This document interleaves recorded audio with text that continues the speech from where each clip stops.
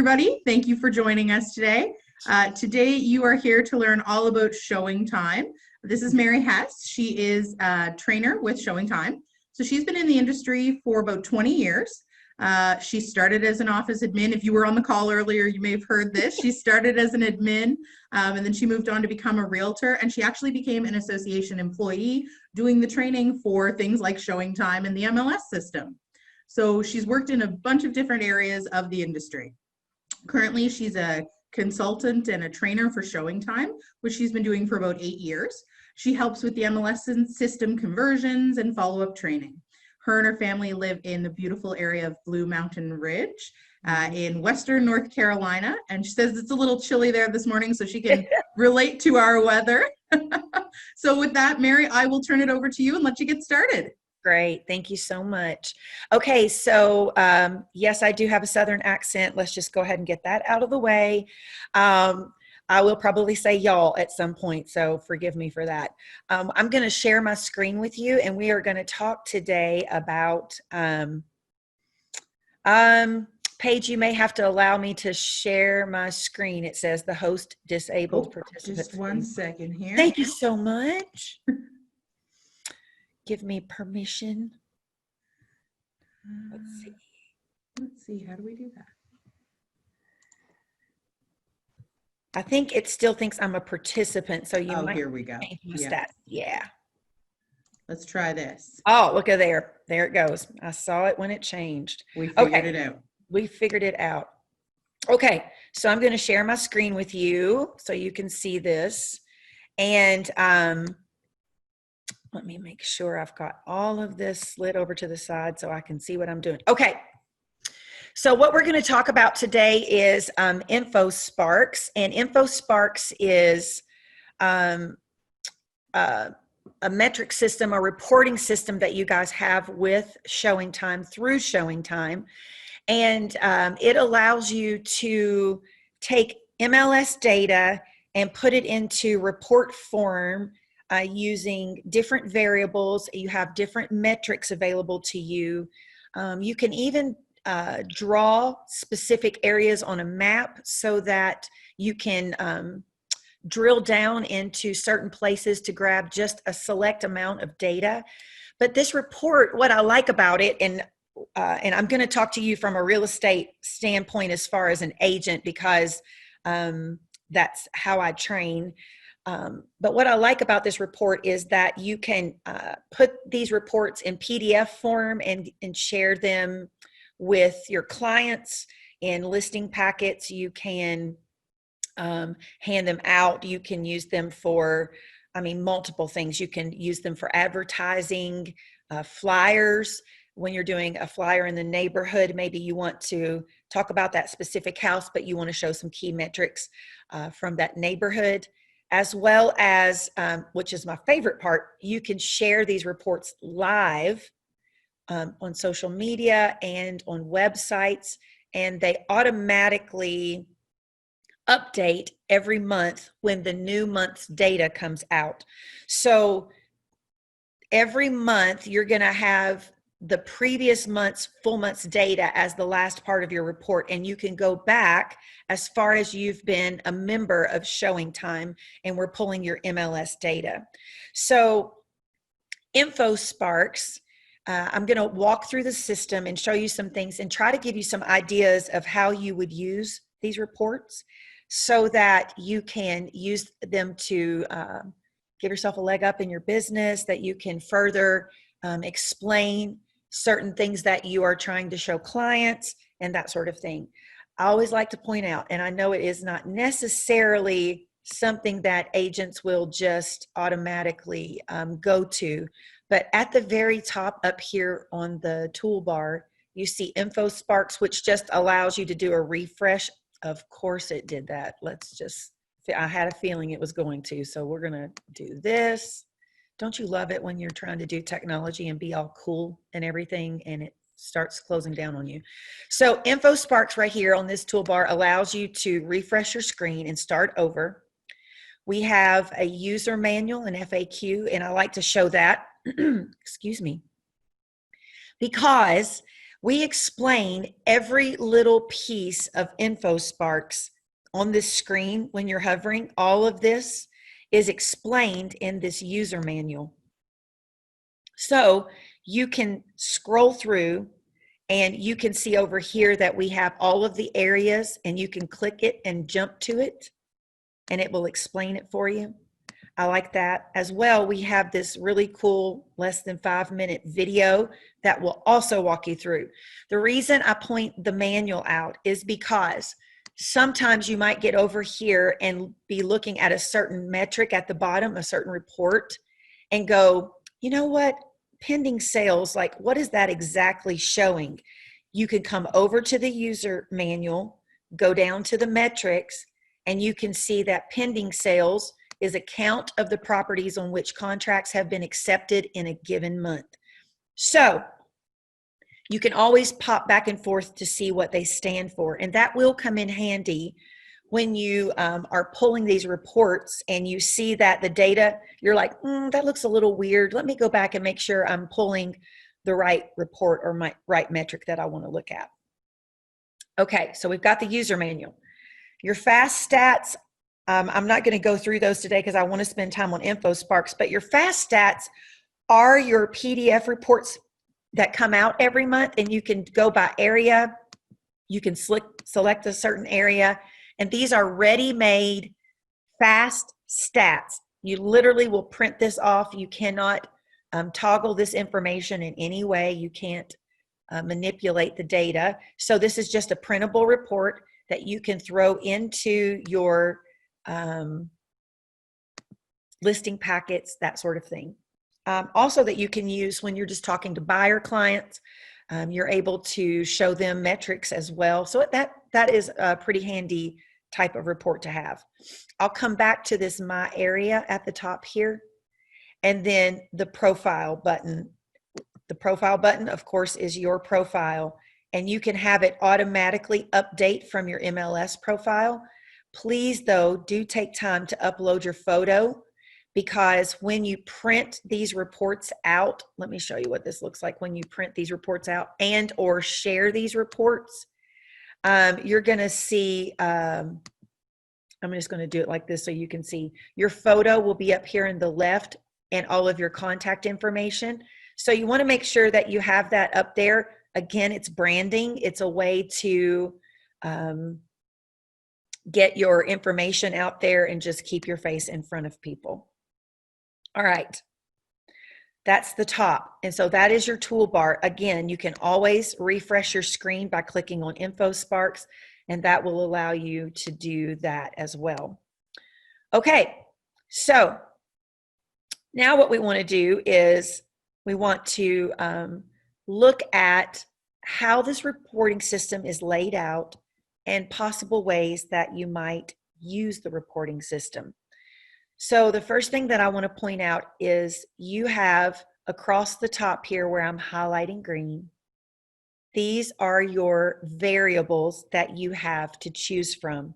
So you can customize your price range. You have property type, bedrooms, bathrooms, and square footage. Those are the ways that you can drill down into this report to get that data smaller so that it's more concentrated to give you a better read on a report, or you can keep it very broad and just it defaults to all price ranges, all property types, bedrooms, baths, and square footage. You also have the ability to compare or contrast up to 4 geographical areas. I like to point that out because, as you noticed, when I opened each one up, they color code so that you can tell the difference. But right now we're looking at the same thing, so you can't see the different colors. But let's just say that you wanted to compare and contrast, and I'm just pulling up Halifax across the board, and I wanted to show you that you have different things that you can look at here. So let's pull up the county, and then let's pull up, we'll leave this to the entire MLS. So when you are choosing your areas that you want to look at, you have a drop down. It always defaults to the entire MLS. But if you want to choose something, you can also type it in and choose it as well. So when you have the entire MLS or whatever you're looking at, you'll notice here that everything is in alphabetical order if you choose the drop down. You also can come down here and click on city, just to see the cities, or counties, just to see the counties, postal code, area, district, and federal ridings. So that's what we have available to you guys here. It normally defaults to all. And so again, when you're in the entire MLS or you don't select one of these, it defaults to all. So that's how that works. So when you are looking at, so like right then, you can see underneath it'll say city or county, so you know exactly what you're pulling up. So let's get this back in here so we can do this. All right, so this is what it looks like when you're comparing and contrasting 4 different geographical areas. You'll notice that they're all color coded. And when I hover over the data points, it tells me what I'm looking at, which is defaulted down here on the bottom left corner to your median closed price. So when I'm hovering right now, I have done nothing but just put in some areas. When I'm hovering, I can see all of these data points as I'm moving along this report. Now, I also want to point out that you have the ability, like I said, to drill down. So right now, the first green tab is open to me.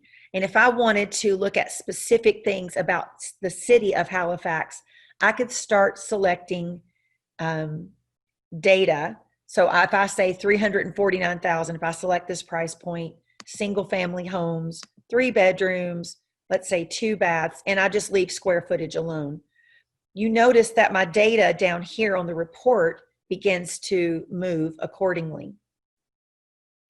Now I can come over to the second tab and I can select data as well. I can say 569,000, single family, 3 bedrooms, 2 baths, and change that up as well. And you notice that my data moves.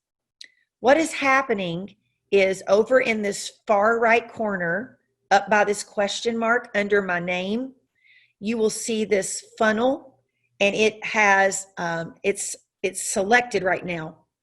What that tells me is that if I'm comparing properties, I am comparing all 4 geographies to whatever tab I have selected. So when I have this first tab selected and I've got 349,000 to 498,999, then that means I am choosing all of these variables to compare across the board.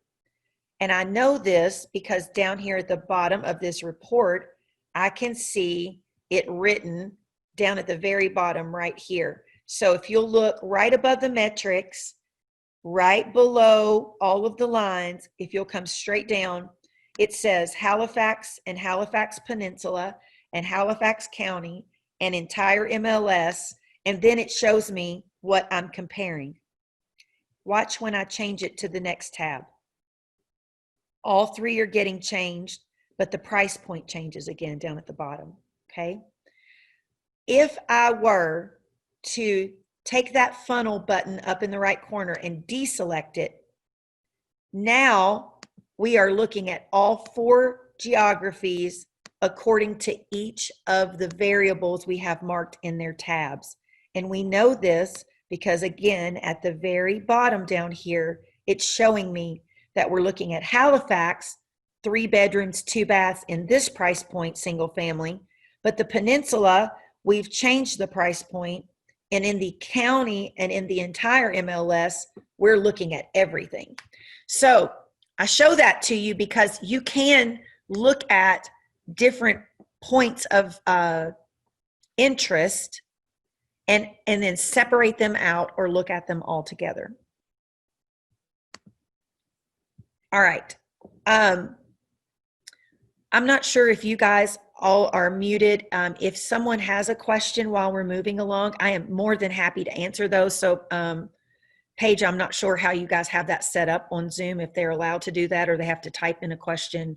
But I think everyone is muted right now, okay. but we do have the Q&A open as well. Okay, perfect. Okay. So I can't see if the questions come in the way this is set up for sharing my screen. So if something comes in, you can just let me know and I'm happy to answer it if somebody types something in. Sounds good. We'll let you know if anything comes through. Perfect. Thanks so much. Okay, I'm really used to teaching live classes, so having to adapt to Zoom has been quite interesting because I like the interaction. All right, now I'm going to clear some of this up because I just want to show you how this report is run, what you can do to share it, and a lot of your different key metrics down here. We want to talk about those for a little bit. So I'm just pulling up, again, I am not super familiar with your area, so I'm just pulling up Halifax City just because when I was playing with this last night, I wanted to make sure I had some really good wiggly jiggly lines to show you. So what we're going to do is type in Halifax, the city, and then we've got all these price ranges. We have our property types, all of the things here that we can choose. So I want to start by talking about the fact that we have custom price ranges and custom square footage available to you. So what happens is depending on what you're pulling up, so you noticed here with Halifax that the price ranges started at $248,999 or less. If I pull up Halifax Peninsula, it adjusts and changes. So it pulls in all of the data from your MLS and it looks at your area or the city or whatever the county that you have selected, and it says what are the price ranges in that particular area, and it will adjust this price range category accordingly. But you may want to customize it yourself. So if you click the word custom, then you can select the price points that you want to put in. It's suggested that you leave the start or the end blank so that it can go all the way out to infinity in case you have those one-offs that are a lower price point. So you can customize the price ranges and the square footage because, again, those will adjust as well. All right. Another feature inside of the variables that you can select are these breakout buttons. You'll notice these buttons here, these two arrows along the way. So these breakout buttons will allow you to break out in the price point. So let's say that we had $415 to $568,999, but we also selected, let's do the other one. Let's do $319. Nope, let's do this one. Okay. Let's say that we selected these two price points, but I want to see a line item for each of these. I would click this breakout button, and now it will show me a line for 569 or more and a line for the 415 to 568,999.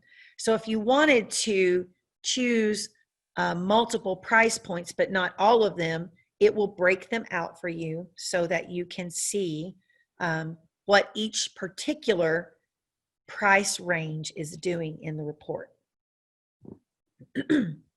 Again, depending on, I'm going to go back over to your user manual, and you're going to see the variables. If I go to the variables and this breakout section right here, it tells you what the splitter does, but it also tells you right here that when you are in filter mode, that if you're looking at one area, you don't have any breakout limits. You can break out as many of these as you want. But the more areas you open up, the less breakouts are allowed because the report just starts getting too crazy and too busy to be able to read it well. All right. So now we have, now that we're going to work on choosing our variables, I'm going to choose a price point. I'm going to say single family. Let's say 3 bedrooms, 2 baths, And I'm going to leave square footage alone just for the sake of not choosing something on that one. Right now, what happens is as you choose your variables, the report adjusts. Down at the very bottom, you have several key metrics that you can choose from. So these are the reports or the metrics that are available to you. You'll notice on some of them, we're going to walk through, we've got closed price. You can look at median, or you can select average, and it will choose the average price numbers. So give it a second here. It's thinking and crunching. You have new listings. And so these are the number of new listings that came on the market in any given month that you select. So in March of 2018, Halifax, the city, had 12 new listings come on the market in that particular month. So that's how that works. You have homes for sale. So again, this is going to show the number of active listings in that particular month. Let me show you here where you can find this information. Over on the user manual, you can come right back up. Let's go down to our metrics, sorry. So new listings are a count of the properties that have been newly listed, homes for sale, active status at the end of a given month. So that's your inventory. And I always like to point this out just because there may be times you're just questioning what the heck is that particular metric for. All right, and then you've got pending sales. So these are sales that went pending in that particular month. The total number of sales in that particular month. Days on market. So again, you can hover and see those reports. You've got median and average. Months supply. Hold on, guys, I hit the wrong thing here. Months supply, which is your inventory. How many months would it take you to sell out if you didn't have any new listings come on the market? Percentage of list price, you have median and average. Your price per square foot is also median and average. Your dollar volume, again, remember you can come over here and see all of that. Your shows to pending and your shows per listing. So your shows to pending has median or average, and then you have shows per listing. And so for as long as you've been with Showing Time, I always like to point this out because the data will look different the further back you go in the system. So whenever you came on board with Showing Time, that's where your showing data starts. So you've got shows to pending and shows per listing that you can use. So again, if you're looking at shows per listing, this lets me know that in January 2020, Halifax, the city, and this price point, single family, 3 bedrooms, 2 baths, had 22.4 showings per listing. Okay, so that's how you would read that data. So now you can, again, choose whichever metric you want, but the thing you need to remember is you cannot see multiple metrics per report. So I can't see pending sales and home for sales on this same report. I would have to run 2 separate reports. Why is that? Well, when you are using these reports, you're typically going to be using them for very specific purposes. I like to say that, you might be wanting to show on your website statistics for a specific region, a specific area, and you want to show how sales are running in that area. So that report will allow the data to update, and the report itself is very specific for that area. All right, so let's just say that we've chosen this price range, this price point, all of this. Now what we want to do is we want to look at, let's go to close price, and we'll do an average close price. I want to show this one because it was a little more jagged of a line. All right, so now we have this set. This is the report that we're going to use. We want to get it ready to share to social media or on our website, or maybe we're going to print a PDF of it. Right underneath these variables right here, you see buttons: print, share, line, 3 years, and monthly. Here is where you are going to be able to choose how to manipulate this report in a way that you want. All right. Before we do the printing and sharing, I want to show you that you do have two report options, line and bar. Your line option will go back indefinitely. It will pull as much data as your MLS has. Okay, so my next caveat is remember that we are pulling your MLS data. So the further back you go, the chances are that some things may not have been required at the time. So agents may not have put the information in. Maybe when your MLS started, you had to manually enter things. And so there could be some possible discrepancies. So just remember that as you go back in looking at these reports really far back. Your bar graph will only go back 3 years. We won't go back any further than that, because when you start adding in other geographies, you'll notice that it gets busier. And so if you add in more time, then that's going to be, if we went back 10 years, that would be 10 of those colors per each year. So you want to make sure that we wanted to make sure that it was legible and easy to see. So we only go back 3 years for that bar. Now, here's a personal preference of mine, and I will share this with you because this is what I've noticed lately when people are using these reports and what I've come across in some of these trainings. Your bar graph is excellent for when you are going to print this report, or you're going to put it in print form or send it in an email, and it's going to be static. I say that because you'll notice that it has all of your data points printed out at the top and the bottom of the bar. So when I go to look at this report, I'm going to show it to you in a bar form so you can see this. We're going to do static and PDF. So when I'm looking at this report, I can see my data points, right? So I can see in 2018 that I'm looking at September's median sales price, see right here on the report. Halifax shows the green. So I can see that Halifax's median sales price in September of 2018 was $321,950. It increased by 3.7% in 2019 of September, and by an additional by 20% in September of 2020. So the bar graph is great for print, and here's why. If I were to use my line, you and I can hover over this and see all the data points, but when I go to share it as a PDF and print it off, I don't have my data points, and I can't show them. So they would have to kind of guesstimate what those numbers were.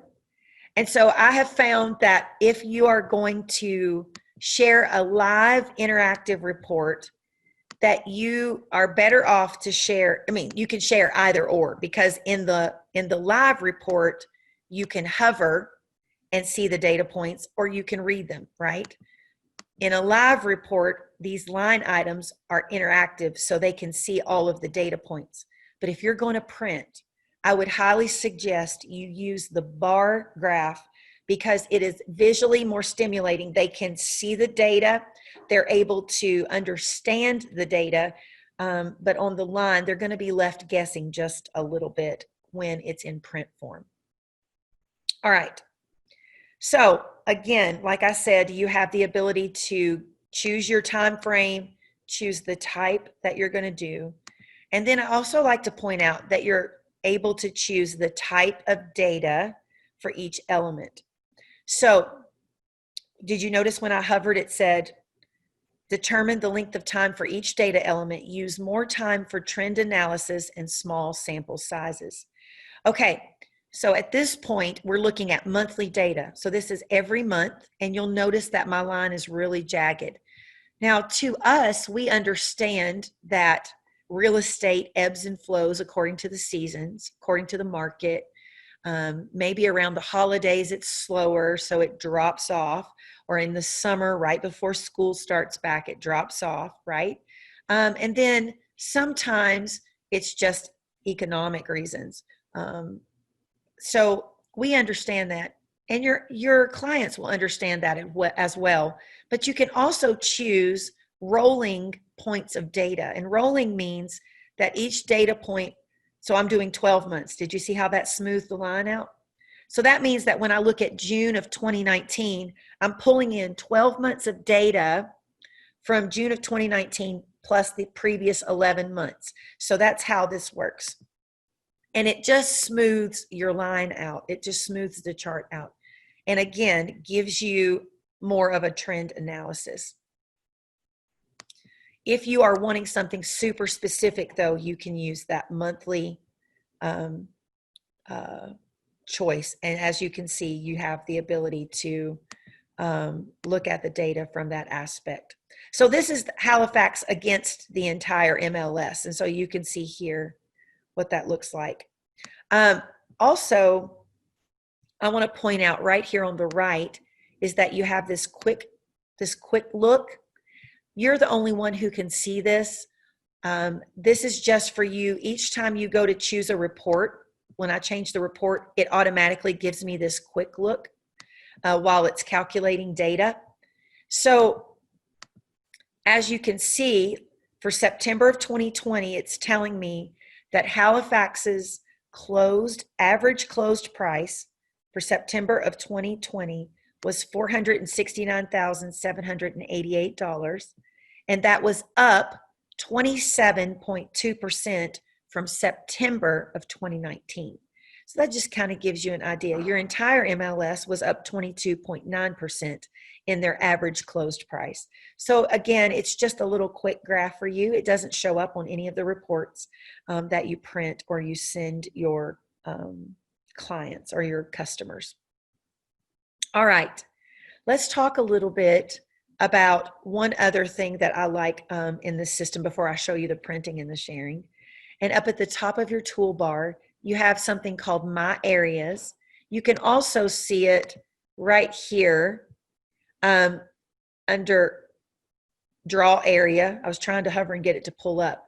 So if you click this Draw Area, it's going to take you out to the My Areas page, which you can access as well up here at the top. This allows you to get a little more drilled down. And I like to point this out because a lot of agents will ask me, well, that's great if we're looking at Halifax, the city, but what if there's a certain area inside of the city that I want to look at? Well, you can do that through this My Areas section right here. So let's just say I pull up Halifax and it automatically shows me Halifax right here. First of all, I can drill down, I can zoom in to an area. And let's say that I just want to grab a certain area and draw it out. I can do that. I can come up on this line right here and I can either do a radius search, draw a circle, or I can draw a polygon. So I'm going to draw a polygon and just show you, again, I am not super familiar with your area, but I'm clicking just to grab this area right here. Let's just see what happens when I do it. And so now I've drawn this polygon. I want to save it. So I'm going to click Save, and I'm going to name it. And of course, I'm just naming Test Site. And I'm going to click Save. When I do that, it automatically tells me right here, your area has been saved. The area you've defined is 0.3 square miles and includes 1,242 listings. So I can click to go back to the map. I can click to see stats. I'm just going to close it out. I'm going to draw another area. Let's go to Halifax. Let's scroll. Let me scroll in. And I'm going to clear the map and I'm going to draw another shape. Okay, so let's see here. Okay, now I'm going to again draw a polygon, and let's just say that I'm going to do here to here. Oops, here to here. I know this is not perfect. I just want to I'm just going to grab for the sake of grabbing. Okay, I'm going to click save. Test site 2. I'm creating this new area, and I'm going to click save. And then I'm going to close it. Okay, let's go back to InfoSparks. So I'm going to click InfoSparks, and I want to show you how this works. So now when I come over here to type in what I want, I now have a new button right here on the bottom right corner that says My Areas. And if I click that, it's going to show me everything I have saved. And it will stay there as long as I leave it in the system and I don't delete it out of the map. So if I click Test Site, now I'm only pulling the data from the MLS in that predetermined polygon shape. And all of my stuff, like my price ranges and everything, will adjust accordingly. So now I'm just looking at that first area that I saved, and I can see all of my data points. I can go down and grab whichever metric I want to use. If I wanted to pull up the other area that I chose, then I could do a comparison of the two. So you can go in and be very specific and drill down and choose areas that you want to compare or contrast, or maybe you I know in the States we do this. So, you might have an agent who concentrates a lot of their sales in one area. They tend to be in this certain area. So you can draw that area and pull it in. Maybe you have a client who's looking in a specific area and you want to drill down more than just the city in its entirety or the county. You're able to draw out where they're looking and pull in information and run reports accordingly. All right. So now let's say that I want to, I really like that My Areas feature. And hopefully you guys will use that quite a bit. It is very, it does come in handy whenever, again, like I said, you want to drill down. Okay. So now what I want to show you is how you print and share. So obviously you can hit the print button to pull up this line, and it's ready for you to hit your print button and print off this PDF, okay? You also have the ability to share, and that's the one thing that I do want to show you right now. So when you click the share button, you have two options in step 1. Do you want to look at a static report, which means it's not going to change? It's set in stone in this time frame, in this area, everything that you have set, it'll never move. It's just printed or shared in that way, okay? So that would come in handy if you're going to send a PDF to someone. If you want to print it off to hand to someone, you would use a static report. If you click live, then you have the ability to do a few different things. You can share to social media and email. So I'm going to click share and show you what that looks like. It gives you a URL. So let's say that you have this URL. I'm going to copy it, and then you can go to your social media site. If your MLS, allows this, you would go to your social media site, go to your page. I don't have a real estate page, so I'm just going to put this on my homepage, which everyone in the States is going to see and go, what in the world is she doing sharing from Halifax? You could say, see the latest report on average sales in my area, or you can name it whatever, right? And then you're going to paste in that URL, and it will give you a little preview. See that? And you click post. So now it's gone on social media. When it goes on social media and someone sees it in their news feed, they click to see that report, and it opens up, and look, isn't that cool? It's a live report. So you get to see all of the data points, and they can see, oh, this is Mary Hess. Oh, I like her. She's an amazing agent. Look, and here's her contact information. And I love this report. I want to share it to my Facebook page and let everyone on my Facebook page see it. They can share it. They can share it to Twitter. They can download a PDF of it. They're able to see that it's the average sales price. They're comparing, they can see they're going back 3 years. They can see when the data was pulled. And then they also have the ability to download, if they really want to, they can download a CSV file, which will give them the raw data. So that's what I like about this reporting system, is that, let me delete this really quickly before everyone starts sending me private messages as to why I'm sharing Halifax information. Okay.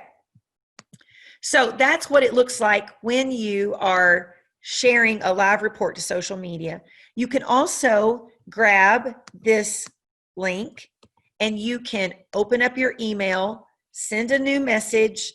You can put the link in your email and send it to your clients in a monthly newsletter.